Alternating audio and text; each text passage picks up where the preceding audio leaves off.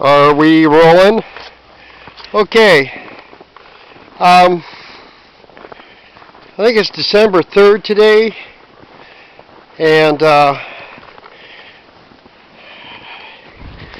we're getting lots of fine snow, but it's steady. And it was predicted that we'd be getting over 20 inches today, in addition to what you see here. You know, there's no shortage of snow, that much is sure. And it's cold. You can see your breath.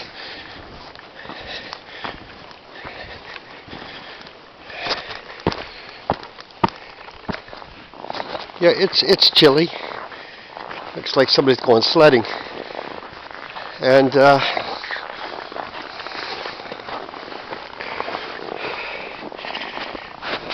I'm even wearing a scarf this time.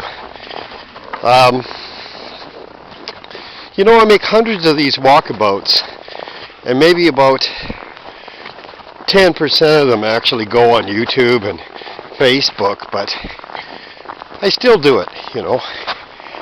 I still share thoughts and stuff like that. I like to do that. It's sort of become a habit, but I don't know how long this camera is going to stay running. When it starts getting around 20 below, I noticed that the camera does not really function so well. But I'll keep using it. Regardless, I mean, you know, it's kind of a way to stress test items like this. See how well they endure the cold. This old Fuji, you know, I mean, for a $300 camera, it's kind of proven itself. I'm still hanging on to it. I'm thinking about getting something a little bit better at some point. You know, Lord willing, God willing, as they say.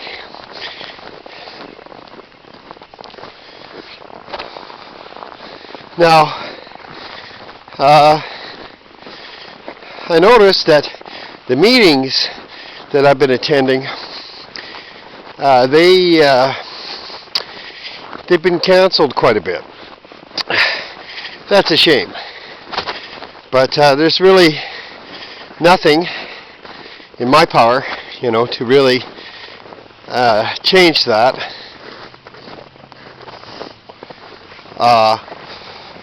You know, I can't really be an official sponsor for Narcotics Anonymous or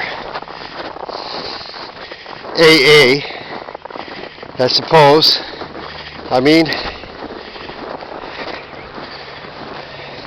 you know, in a very general, loose sense, I am an addict, but I'm certainly not an alcoholic, because I know people who are, and I've never had that type of challenge in my life. But I've had challenges with addiction, you know, and you know, the flesh. You know, the flesh is at enmity with the good things of God, right? You know, my flesh still craves things, and it's not so much a problem with just the craving as it is with control. You see, when 24 years ago, you know, when I did my last line of cocaine,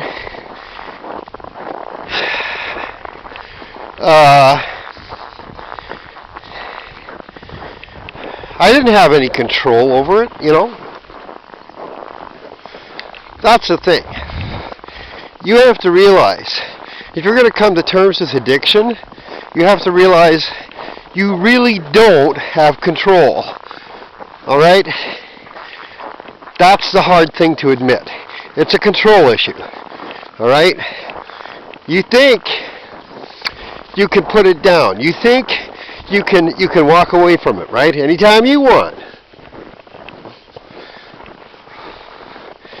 But the real test is, when somebody puts a line in front of your nose, are you going to refuse it? Can you refuse it? I'll be honest. There was a time I could not. All right? There was a time I would not refuse.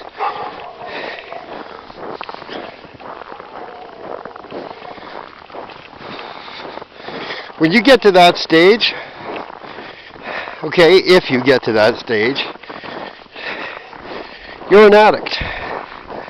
Plain and simple, you are an addict. And if you're not prepared to come to terms with that, well, you've got bigger issues then. 24 years ago, I came to terms with it. And I dealt with it. And by the grace of God, I no longer indulge in that. That was 24 years ago. I'm a man in his 50s now. So, I think I know from whence I speak. All right? Now all this stuff these young bucks are doing, with all these Cocoa Puffs and cracking,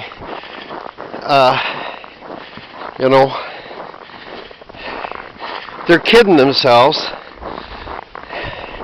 Crack is really a hard thing to quit. Alright? And freebasing, my friend, that is the same thing as crack. Alright? That's the same thing. So, if any of you are out there dissing crackheads while you freebase, you're the hypocrite because you're a crackhead too. Alright? Anyway, I just wanted to say that. No, I'll tell you right now, Jesus, that guy, yeah. Well, look at the deer. Do you see those deer standing there? Isn't that amazing? I wonder if I can zoom in on them. They're such blessed creatures, And the white-tailed deer up here are, I guess we're kind of spoiled because they go to the farmers' fields. They're spoiled, I don't know, grain-fed. And these deer, I don't know if you can see it, the lady here, she feeds the deer. She has, there's another one over there. I didn't see that one. Let's see if I can get it on the camera. Yeah, right there.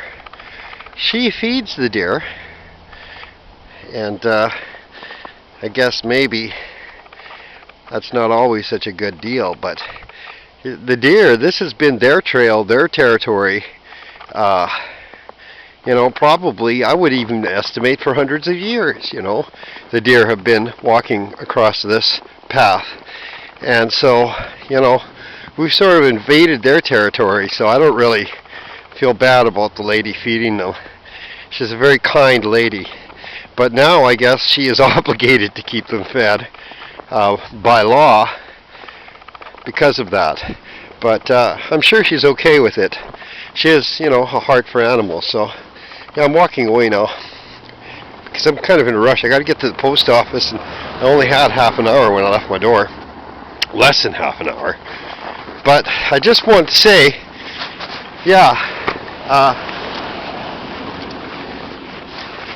Jesus delivered me from cocaine. Alright? And, I know people say, well, cocaine is, it's psychological addiction. Well, I don't care what kind of, you can say that if you want. I was sicker than a dog. I went through withdrawals like, man, 3 weeks of serious withdrawal. It felt like I was going through the worst flu in my life. Okay, you want to call that psychological. You can just go right ahead, call it what you want. But hey, I held fast, and Jesus carried me the rest of the way through. And I am free from that. I want to say I'm free from that. Okay? No, I'm not Mr. Perfect. No, I still sin. I admit that. I still sin. But God's not finished with me yet. I know that sounds like a big cop-out, I'm sorry if it sounds like a big cop-out. Okay? But,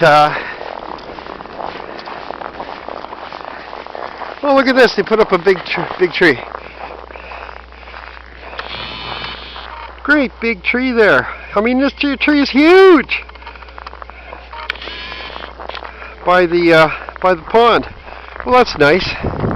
I hope they actually put it up to live, not didn't go out and hew it out of the forest, and maybe they got designs on decking it with silver and gold and lights and stuff. I hope not. That's a nice looking tree the way it's standing, and I really hope that it's there permanently to live and grow, because that is a good looking tree. Anyway, but the alternative for me is unthinkable. The idea that God is finished with me. I'm a believer, okay? I'm a believer, and I noted something, okay, with respect to my Muslim brothers and sisters, okay? And I do call them my Muslim brothers and sisters, okay? We are all from the same Father, ultimately, okay? First Nations has this figured out. I don't know why people can't get this figured out, okay? But First Nations, they've got this figured out. They know that all human beings come from the same man and same woman. It's a no-brainer, people. We're all brothers and sisters. Oh well. Anyway,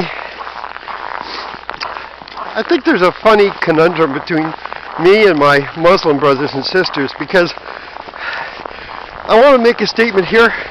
I love my Muslim brothers and sisters. I really do. I really do. And I respect them. Okay? In fact, I respect them more than I respect someone who calls himself a Jew. Okay? That's a fact. Alright? Because most of these people call themselves Jews don't even honor their Lord and King, Jesus, the Messiah.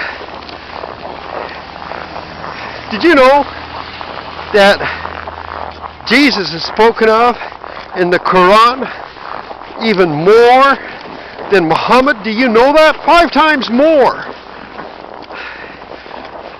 He's spoken of in the Quran than Muhammad. I don't think people even know that.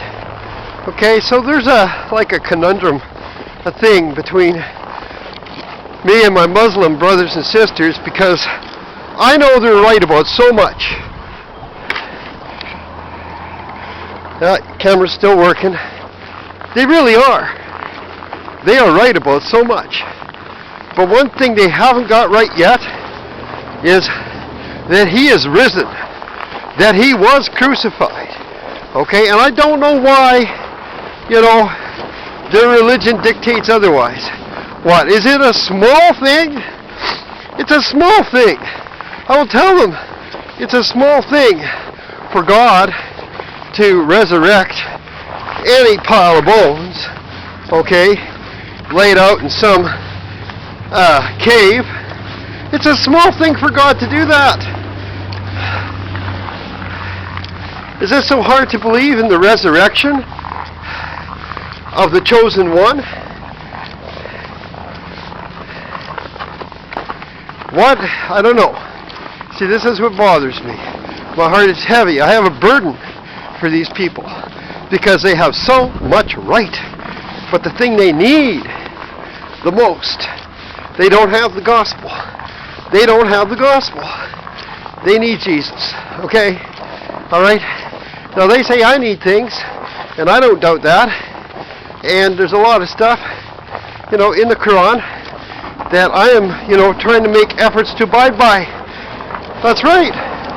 Because it is in correlation with the Word of God.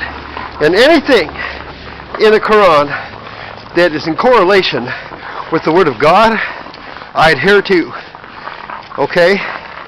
I adhere to. Alright? And I'm not done yet, I'm not a saint. I'm trying to be. Some say that I am, but, well, I'll let God be the judge of that. I'm just trying to say, see, it's a really fine snow that's falling. That, there are things in the Quran that I adhere to. Alright, because I see in the Bible, it correlates. I have a burden for Muslim people because they strike me as people who are sincere and desire to submit themselves before God. And, that's not an option. It's not an option. If you want to have a relationship with God, you must submit. That's right. I said it. You heard it here. You must submit. Now, I'm at the post office, so God bless you, and thank you for listening.